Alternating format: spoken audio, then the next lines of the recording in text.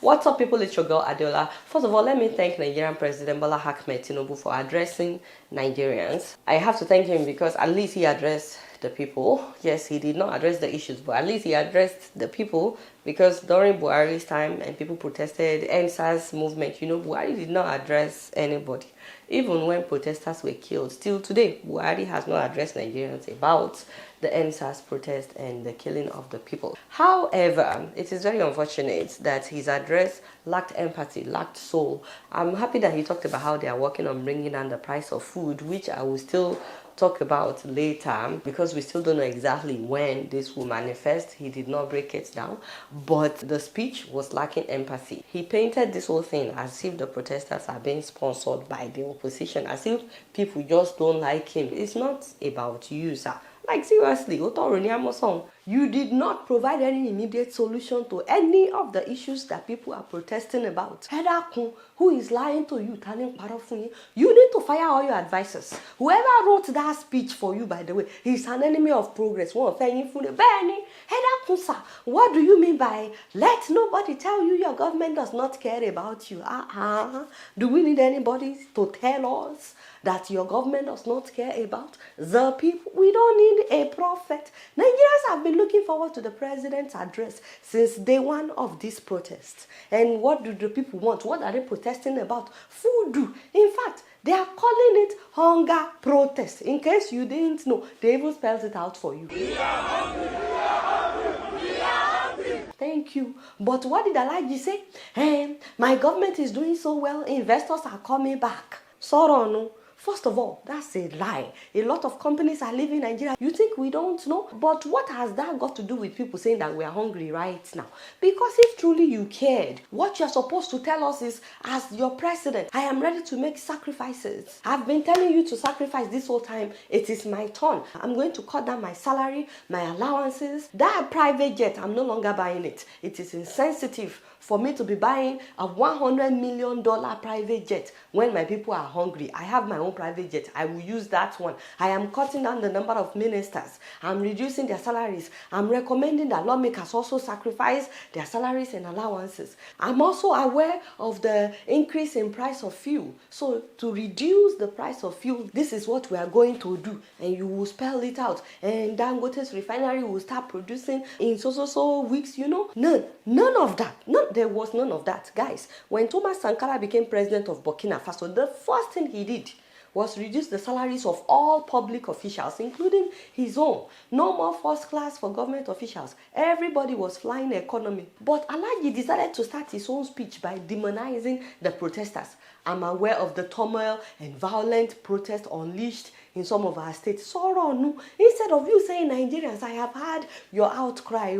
This is what we are going to do. Shebi, you too, you used to lead protest. Benny. Then he talked about the loss of lives in Borno, Jigawa, Kano, and Kaduna. But not once did he condemn those responsible for the loss of lives. Or did anybody hear him say anything to the police that killed protesters? In fact, it was in the same sentence of people dying that he was talking about properties destroyed, as if it is the protesters that killed those that were killed. There was no empathy. Alaji Elano. Even when he sympathized with the families of those that were killed, he didn't seem to understand that it's all because of his policies that these people went out, and then he didn't even condemn the killing by the police. The only thing that made sense in his speech was when he said that they are providing incentives to farmers in order to increase food production at affordable prices, and that they are removing tariffs and other import duties on rice, wheat, maize, and other pharmaceutical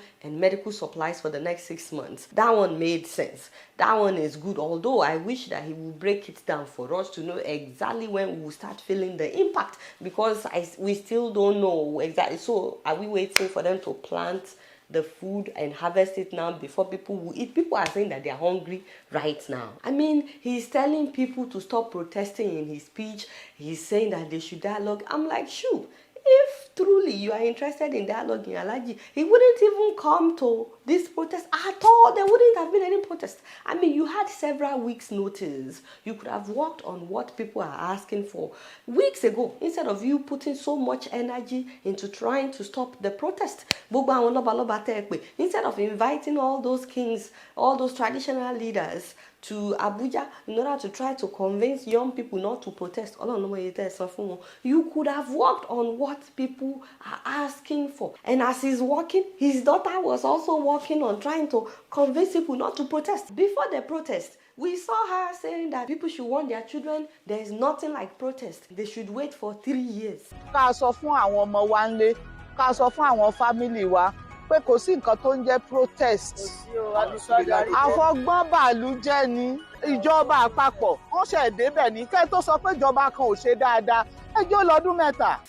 Ìyálọ́jà sọ́ọ̀sì dàbàm mọ́kíyó kẹ́mọ́ni wọn kíyín sọ́dàbàm. Have you forgotten that your daddy used to protest? Bẹ́ẹ̀ni Alhaji náà mọ́ protesting. That time you did not say there is nothing like protest. And by the way, my mother, in case you are watching, wouldn't it have been easier for you to just call your daddy on the phone and talk to him rather than trying to convince us that there's nothing like protest? And by the way, Alhaji is not even interested in dialogue. Look at the dialogue with the labor union. Then the people were asking for at least 250,000. I think they started from 400 or something. They said at least 150,000. Alhaji agreed to 70,000. And you think you have dialogue with them. That is a one-way dialogue, because at the end of the day, they did not, I don't know why they were dancing, but they were dancing at the end of, how much is 70,000? And speaking of a minimum wage, in that same speech, he was bragging that he increased minimum wage to 70,000. But that is not enough to buy what 30,000 naira used to buy. He forgot to remind us that the value is not the same. And then he said local governments and states are now receiving historic amounts of money from federal allocation. Again, the value of the money is not up to half of what it used to be. Again, people are saying we are hungry, and Alhaji is saying all these things. One of the things he said was that he reduced the percentage of revenue used to service debt. He did not mention all the new loans that his government has borrowed in the last 14 months. Who is going to pay that money back? And they are wasting a lot of this money. They just built a 21 billion naira house for the vice president. They bought brand new SUVs for the lawmakers. His approach with that speech is, stop protesting. You cannot push me around. I am a strong man. Don't let extremists use you. Sure, nobody is pushing you, Alhaji. Nobody is pushing anybody. But everything that he said did not solve the hunger issue that is on ground.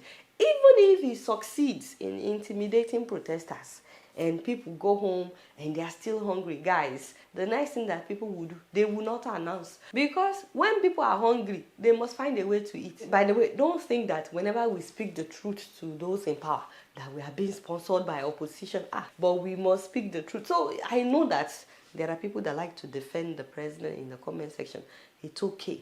But after defending him, I just want to urge every one of you that after watching this video, if you really want to know a president that truly cares for his people, please watch the video of a 33-year-old African president who genuinely cared about his people, Thomas Sankara. I made a video about him. This video was from 9 years ago or 10 years ago. I don't remember. But the link is in the description. Please watch it so that you know what we're talking about. Meanwhile, in South Africa, guys, one of the beauty pageants is being dragged, and it's because her dad is Nigerian, even though her mom is South African and she was born in South Africa.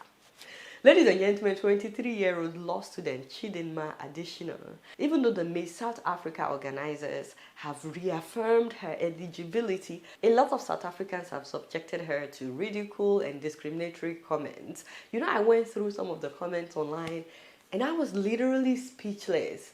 I was shocked that anybody would publicly say some of those things that they said. Look at this one. No, she knew from the young age that we don't like people like her. People like her? This is an African talking about another African. Even if she can win Miss World, we'll still reject her. Needless to say, thousands of South Africans signed a petition for her to be removed, and then change.org removed that petition. You know, just a few decades ago, it used to be that all of Africa was fighting for South Africans to be independent from their white colonizers. But now the table has turned. Other Africans are now seen as the problem of South Africa. I mean, they have other mixed-race South Africans. They don't really have a problem with mixed-race South Africans. It is the fact that her dad is Nigerian that they don't like. I mean, look at somebody like Trevor Noah. Yes, somebody that we all love, you know. His dad is Swiss German. His mom is the South African, just like Chidinma. Her mom is the South African. But in Chichi's case, her dad is Nigerian. That is where they have a problem. So I want to know what you guys think about that. But before you condemn South Africans, guys, the sad thing is we actually do the same thing amongst ourselves as well in Nigeria. Like, some Nigerians are so tribalistic that they cannot see beyond their own ethnic group. It's very sad. Even sometimes you see in comment section, oh, Yoruba this, Yoruba that, Hausa did, Igbo that. There are some people that are quick to judge you based on the lens of your ethnicity. They are not even interested in you as a person. They see first and foremost the ethnic group that you came from. It's so unfortunate that even amongst us, we do that. And there are some people that will never accept you if you belong to a certain or a particular ethnic group. As much as you condemn South Africans for what they are doing to Chichi, I think it's time we also start thinking about what we do amongst ourselves. Let me know what you guys think about that. Don't forget to watch the video of Thomas Sankara. The link is in the description below. Alright, y'all, it's video and I'm keeping it up in here. Don't forget to follow me on Facebook, Twitter, and Instagram. And if you get to subscribe to my channel, I'm watching you on Plasma TV. Press the subscribe button and the bell button. Until next time, I must see you all. Peace out.